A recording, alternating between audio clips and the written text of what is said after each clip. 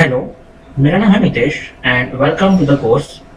आज हम देखेंगे कि हम कौन सी पीएलसी का प्रोग्रामिंग सीखने वाले हैं, एज वेल एज उसके लिए रिक्वायर्ड सॉफ्टवेयर कौन कौन से हैं, सॉफ्टवेयर के अंदर कैसे नए एप्लीकेशन क्रिएट करना है, और जो भी हम इनपुट आउटपुट यूज करेंगे पीएलसी को प्रोग्राम करने के लिए तो उसका एड्रेसिंग सिंटैक्स क्या रहेगा। ये सारी चीजें आज के वीडियो में हम देखने वाले हैं। जो हम पीएलसी सीखने वाले हैं वो होगा एलन ब्रैडली कंपनी का पीएलसी। एलन ब्रैडली एक वेल नोन ब्रांड है फ्रॉम द यूएसए, जो अलग अलग तरीके का ऑटोमेशन प्रोडक्ट्स डेवलप करते हैं, like PLC, HMI, SCADA, drives, DCS. तो जितने भी कंपोनेंट्स ऑटोमेशन के अंदर यूज होते हैं सभी तरह के components Allen Bradley company manufacture करता है। अब पीएलसी भी मैन्युफैक्चर करता है, तो पीएलसी के अंदर भी अलग अलग सीरीज है पीएलसी की, एलन ब्रैडली की। उसके अंदर से हम जो देखने वाला है पीएलसी वो है माइक्रोलॉजिक्स सीरीज का पीएलसी। अब माइक्रोलॉजिक्स सीरीज के अंदर अलग अलग तरीके के पीएलसी आते हैं, लाइक माइक्रोलॉजिक्स 1100, माइक्रोलॉजिक्स 1200, माइक्रोलॉजिक्स 1400। सो ये सभी पीएलसी का प्रोग्रामिंग जो है वो सिमिलर रहेगा, सिर्फ इनपुट आउटपुट कैपेसिटी जो है वो अलग अलग सीरीज पीएलसी के अंदर अलग अलग डिफरेंट रहती है। सो हम जो प्रोग्रामिंग सीखेंगे वो सीखेंगे माइक्रोलॉजिक्स 1100 के अंदर। सेम प्रोग्रामिंग अप्लाई होगा आपका 1200, 1400 के अंदर, कोई डिफरेंस नहीं रहेगा प्रोग्रामिंग के अंदर, सिर्फ आपकी इनपुट आउटपुट कैपेसिटी जो है वो पीएलसी टू पीएलसी वेरी होती रहती है। अब ये पीएलसी हमें प्रोग्राम करना है तो उसके लिए हमें उसके रिक्वायर्ड सॉफ्टवेयर चाहिए। कोई भी आपको पीएलसी अगर प्रोग्राम करना है तो उसके लिए प्रोग्रामिंग सॉफ्टवेयर चाहिए। हमें ये माइक्रोलॉजिक्स 1100 पीएलसी प्रोग्राम करना है तो उसके लिए कौन कौन से सॉफ्टवेयर हमें रिक्वायर्ड चाहिए।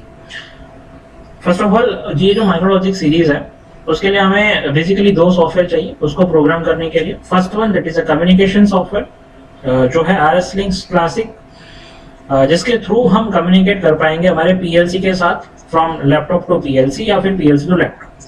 दूसरा जो है प्रोग्रामिंग सॉफ्टवेयर जिसके अंदर हम हमारा प्रोग्राम डेवलप करेंगे जो है RS Logix 500। तो कैसे ओपन करना है RS Logix 500, वो कैसे प्रोग्राम डेवलप करना है, वो सब कुछ हम सीखेंगे आगे के वीडियोस के अंदर। और अगर हमें सिमुलेशन करना है, सिर्फ हमारे पास पीएलसी नहीं है तो सिमुलेशन करके पूरा प्रोग्राम चेक करना है, आपको डेवलप करना है। सो उसके लिए हमारे पास अगेन एक सिमुलेशन सॉफ्टवेयर जो है RS Logix Emulate 500। So by using ये सॉफ्टवेयर का यूज करके हम हमारा जो पीएलसी का प्रोग्रामिंग है वो सीख सकते हैं। अगर हमारे पास पीएलसी भी नहीं है तो भी हम सिमुलेशन सॉफ्टवेयर का यूज करके सीख सकते हैं, क्योंकि ये जो सिमुलेशन सॉफ्टवेयर है वो एक तरीके का वर्चुअल पीएलसी ही है जिसके थ्रू हम हमारा प्रोग्राम डेवलप करके सीख सकते हैं। सो हमारा प्रोग्रामिंग ईजी हो जाएगा। मैं आपको अभी बताता हूँ कि कैसे हम प्रोग्रामिंग सॉफ्टवेयर ओपन करेंगे, उसके अंदर कैसे एप्लीकेशन क्रिएट किया जाता है। मेरे पास मैंने ये RS Logix 500 programming software install करके रखा है। कुछ इस तरह का दिखता है, उसका इस तरह का सिंबल है, उस पर डबल क्लिक करना है हमें।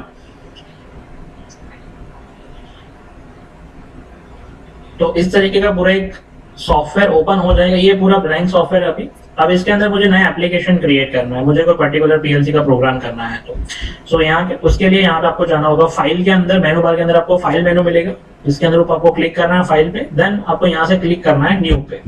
तो ये पूरा नया प्रोजेक्ट क्रिएट होगा और नया प्रोजेक्ट क्रिएट होने पे हमें यहाँ पे सिलेक्ट करना रहेगा कौन सी पीएलसी का प्रोग्राम आपको करना है। तो यहाँ पे अलग अलग पीएलसी की सीरीज है। फॉर एग्जाम्पल इसके अंदर से मैं कोई एक पीएलसी यहाँ पे सिलेक्ट कर लेता हूँ, जो भी पीएलसी आपके पास है वो आपको सिलेक्ट कर देना है, देन जस्ट क्लिक करना है यहाँ पे ओके पे। तो ये पूरा पर्टिकुलर जो पीएलसी हमने सिलेक्ट किया उसका प्रोग्रामिंग सॉफ्टवेयर यहाँ पे ओपन हो गया। तो ये सॉफ्टवेयर का इंट्रोडक्शन दे देता हूँ मैं आपको। ऊपर की साइड में first of all left side top के अंदर आपको सारे मेनू बार्स दिखेंगे, फाइल, एडिट, व्यू, सर्च, उस तरीके। उसके बाद यहाँ पे थोड़े शॉर्टकट्स प्रोग्राम के रिलेटेड यहाँ पे है। ये ऑफलाइन जो आपको दिख रहा है वो जनरली प्रोसेसर स्टेटस है आपका, कि आपका पीएलसी जब आप यहाँ पे प्रोग्राम ट्रांसफर करेंगे तो वो कौन से स्टेटस में वो आपको यहाँ पे डिफाइन होगा। उसके बाद यहाँ पे लेफ्ट साइड के अंदर ये पूरा आपको जो ट्री जैसा दिख रहा है वो हमारा प्रोजेक्ट एक्सप्लोरर, जहाँ पे हमारे पूरे प्रोजेक्ट का सारा कुछ डेटा जो है वो यहाँ पे सेव रहेगा। मतलब हमारे प्रोजेक्ट का प्रॉपर्टीज, पीएलसी का प्रॉपर्टीज, उसका स्टेटस क्या है, फिर कितने प्रोग्राम फाइल्स हमने यूज किया है वो आपको यहाँ पे दिखेंगे। देन डेटा फाइल्स, मतलब जितने प्रोग्राम के डेटा रहेंगे वो कौन से डेटा जो है इनपुट आउटपुट के, टाइमर, काउंटर वगैरह के सभी डेटा आपको यहाँ पे मिल जाएंगे। और ये जो पार्ट है पूरा व्हाइट कलर का पार्ट, ब्लैंक स्पेस, यहाँ पे हमारा बनेगा लैडर डायग्राम। कैसे बनाना है, कैसे डेवलप करना है वो सब कुछ हम सीखेंगे। अभी जस्ट मैं आपको कुछ यहाँ पे लैडर डायग्राम थोड़ा बहुत एक बना के दिखा देता हूँ। तो इस तरीके से हम यहाँ पे रंग ऐड कर सकते हैं, इस तरीके से हम यहाँ पे इनपुट या आउटपुट जो भी आपको चाहिए वो सब कुछ ऐड कर सकते हैं यहाँ पे। और ये जो दिख रहा है आपको, ये जो रेक्टेंगल ब्लॉक है ये है हमारा इंस्ट्रक्शन पैलेट। जहां से हमें लैडर डायग्राम के सारे इंस्ट्रक्शन मिल जाएंगे। लाइक मुझे कोई इनपुट चाहिए, आउटपुट चाहिए, टाइमर चाहिए, काउंटर चाहिए, जो भी इंस्ट्रक्शन आपको चाहिए लैडर डायग्राम के रिगार्डिंग सब इंस्ट्रक्शन हमें यहाँ से मिल जाएंगे। तो ये बेसिक इंट्रोडक्शन हमारे लैडर डायग्राम का। हम आगे आगे सीखेंगे कैसे आप लैडर डायग्राम डेवलप कर सकते हैं, कैसे इनपुट आउटपुट ले सकते हैं। ये जस्ट मैंने एप्लीकेशन क्रिएट कैसे करते हैं वो सिखाया है, और लैडर डायग्राम दिखता है कैसे एक्चुअल वो भी मैं आपको एक बार दिखा देता हूँ। यहाँ पे एक मैंने ऑलरेडी प्रीवियसली एक प्रोग्राम बना के रखा है वो दिखाने के लिए। ये देखिए, इसको जिस तरह से आप लैडर डायग्राम पूरा डेवलप कर सकते हैं। सिंपल एक दो आउटपुट को पर्टिकुलर टाइम तक ऑन करने के लिए प्रोग्राम है सिंपल। तो ये प्रोग्राम कैसा डेवलप होगा, कैसे आप ये सब कुछ लिख सकेंगे, कैसे आप ये जो डिस्क्रिप्शन है वो लिख सकेंगे, वो सब कुछ मैं आपको दिखाऊंगा। अभी सिंपली सिर्फ मैंने आपको ये कैसे एप्लीकेशन क्रिएट करना है वो मैंने आपको दिखाया है। अब एप्लीकेशन क्रिएट करने के बाद हम जो इनपुट आउटपुट्स हम यहाँ पे लेंगे पीएलसी के प्रोग्रामिंग सॉफ्टवेयर के अंदर, तो उसका पर्टिकुलर एक एड्रेसिंग सिंटेक्स रहता है। तो वो एड्रेसिंग सिंटेक्स क्या है, क्योंकि जब भी आप प्रोग्रामिंग करेंगे तो प्रोग्रामिंग करने के बाद आपने जो भी इनपुट पीएलसी के साथ इंटरफेस किए हैं वो पर्टिकुलर उसके टर्मिनल पे किए होंगे, इनपुट 0 पे, इनपुट 1 पे, इनपुट 2 पे। तो उसका एड्रेसिंग हमें करना रहेगा। तो उसके यहाँ पे एड्रेसिंग सिंटेक्स है। जब हम ये माइक्रोलॉजिक सीरीज का पीएलसी यूज कर रहे हैं तो उसका एक एड्रेसिंग सिंटेक्स है फिक्स्ड। उसी एड्रेसिंग सिंटेक्स के अकॉर्डिंग हमें पर्टिकुलर जो प्रोग्राम बना रहा है उसके अंदर इनपुट आउटपुट का एड्रेस करना रहेगा, तो ही वो पीएलसी का प्रोग्राम वैलिड होगा। तो एड्रेसिंग सिंटेक्स क्या है एलन ब्रैडली माइक्रोलॉजिक्स पीएलसी के लिए, तो वो यहाँ पे मैंने लिखा हुआ है। फर्स्ट ऑफ ऑल उसके अंदर आएगा फाइल टाइप, देन हमें लिखना होगा कॉलम, देन स्लॉट नंबर, उसके बाद वर्ड नंबर और बीट नंबर। तो ये सभी क्या है, फाइल टाइप जो जनरली हम अगर इनपुट यूज कर रहे हैं तो फाइल टाइप आएगा आई, अगर हम आउटपुट यूज कर रहे हैं तो फाइल टाइप आएगा ओ। स्लॉट नंबर क्या है, अब स्लॉट नंबर ये है कि जब हम पीएलसी यूज करते हैं तो पीएलसी के साथ हमने बहुत सारे अलग अलग इनपुट और आउटपुट मॉड्यूल्स अटैच किए रहते हैं, क्योंकि सिंगल पीएलसी जो है वो आपके बहुत सारे आउटपुट्स या इनपुट जो है लाइक 400, 500 इनपुट, 1000 इनपुट आउटपुट भी पीएलसी हैंडल कर सकता है। तो उतने सारे बाय डिफॉल्ट हमें नहीं मिलेंगे। अगर बाय डिफॉल्ट जनरली हमें मिलते हैं 24, 12 आउटपुट्स, 12 इनपुट्स या फिर 40 इनपुट आउटपुट्स, इस तरीके से हमें कॉम्बिनेशन मिलते हैं। अब पीएलसी का जो सीपीयू वो ज्यादा इनपुट आउटपुट हैंडल कर सकता है, तो उसके लिए हमें अलग से इनपुट आउटपुट मॉड्यूल्स मिलते हैं, वो हमें पीएलसी के साथ अटैच करने रहते हैं। तो वो जो भी हमने अटैच किए हैं पीएलसी के साथ तो उसका स्लॉट नंबर डिफाइन होता है। अगर आप पीएलसी के पास जो इनबिल्ट इनपुट आउटपुट है वो यूज कर रहे हैं तो वो आपका स्लॉट नंबर वहां पे हो जाएगा 0। अगर आपने कोई कार्ड अटैच किया है, ठीक है, आपने फॉर एग्जांपल 3 अलग अलग इनपुट आउटपुट मॉड्यूल या फिर कार्ड जो भी हम बोलेंगे वो अटैच किए हैं पीएलसी के साथ, तो फॉर एग्जांपल फर्स्ट कार्ड जो है पीएलसी के बाद का वो उसका स्लॉट नंबर आ जाएगा फर्स्ट। उसके बाद का जो सेकंड कार्ड हमने अटैच किया उसका स्लॉट नंबर 2 आ जाएगा, और उसके बाद जो लास्ट कार्ड है उसका स्लॉट नंबर 3 आ जाएगा। मतलब कौन से मॉड्यूल जो है वो कौन से स्लॉट नंबर में है और उसका हम इनपुट आउटपुट यूज कर रहे हैं, तो वो कहलाएगा हमारा स्लॉट नंबर। देन आता है हमारा वर्ड नंबर।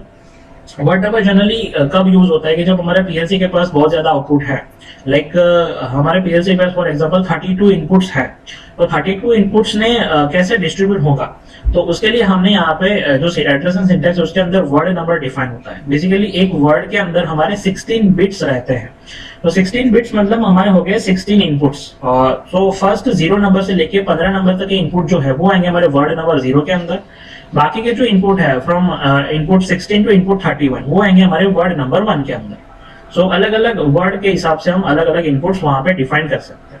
तो उसके बाद लास्ट में है हमारा बीट नंबर। बीट नंबर क्या है कि आपने जो भी इनपुट या आउटपुट हमारे पर्टिकुलर पीएलसी के टर्मिनल पे कनेक्ट किया है वो टर्मिनल नंबर हमें लिखना पड़ेगा। सो वो कहलाएगा हमारा बीट नंबर। तो एक्चुअल एड्रेस कैसा बनेगा वो यहाँ पे मैंने लिखा हुआ। फॉर एग्जांपल इनपुट 0 जो मैंने पीएलसी का इनपुट 0 वहां पे कोई सेंसर कनेक्ट किया है या फिर कोई पुश बटन कनेक्ट किया, तो उसका एड्रेस कुछ इस तरह होगा। आई जो होगा हमारा फाइल टाइप, फिर आएगा कॉलन, देन स्लॉट नंबर हम बाय डिफॉल्ट इनपुट यूज कर रहे हैं तो आएगा 0 डॉट वर्ड नंबर, वो ऑलवेज 0 है क्योंकि हमारा इनपुट हम 0 नंबर का यूज कर रहे हैं। स्लैश बीट नंबर मतलब जहां पे मैंने ये इनपुट को कनेक्ट किया वो है इनपुट नंबर 0, तो वो हो गया हमारा बीट नंबर 0। तो इस तरह का पूरा हमारा एड्रेस होगा इनपुट 0 का। तो ये हमें प्रोग्रामिंग के अंदर यूज करना होगा जब हम ये इनपुट 0 का प्रोग्राम डेवलप कर रहे हैं तब। तो पीएलसी के सीपीयू को पता चलेगा कि जब भी इनपुट 0 पे कोई सिग्नल आएगा तब उसको ये प्रोग्राम को रन करना है। सेम वे आउटपुट का एड्रेस मैंने यहाँ पे लिखा हुआ आउटपुट 0 का। फर्स्ट ऑफ ऑल आएगा आउटपुट के लिए O, देन आएगा कॉलन, फिर आएगा 0 जो होगा slot number, dot word number वो भी 0 रहेगा, अभी स्लैश करके बिट नंबर जो आउटपुट 0 है उसका आ जाएगा। इस तरीके से हम पूरा जो एड्रेसिंग सिंटैक्स है वो डेवलप कर सकते हैं। तो ये था पूरा एड्रेसिंग सिंटैक्स। तो कोई भी आपको एड्रेसिंग लिखना है इनपुट या आउटपुट का तो इस तरीके से आप एड्रेसिंग बना सकते हैं। बहुत इजी है, और ये अगर डायरेक्टली याद नहीं रहता है तो इसके लिए भी कोई दिक्कत नहीं है। हमें पीएलसी के अंदर जो हमने अभी देखा था डेटा फाइल्स, तो डेटा फाइल्स के अंदर भी आपको ये एड्रेसिंग ऑलरेडी मिलेंगे। यहाँ पे जो डेटा फाइल्स है हमारे, तो यहाँ पे भी ऑलरेडी इनपुट आउटपुट का एड्रेसेस है जिसके अंदर वो सारा इनपुट आउटपुट डेटा सेव रखते हैं। तो ये ऐसा नहीं कि हमें कंटिन्यूअस इसको याद रखना ही है, आप यहाँ से कॉपी पेस्ट भी कर सकते हैं from the data files. And आगे का जो भी प्रोग्रामिंग वगैरह है वो हम देखेंगे नेक्स्ट वीडियो के अंदर। Thank you.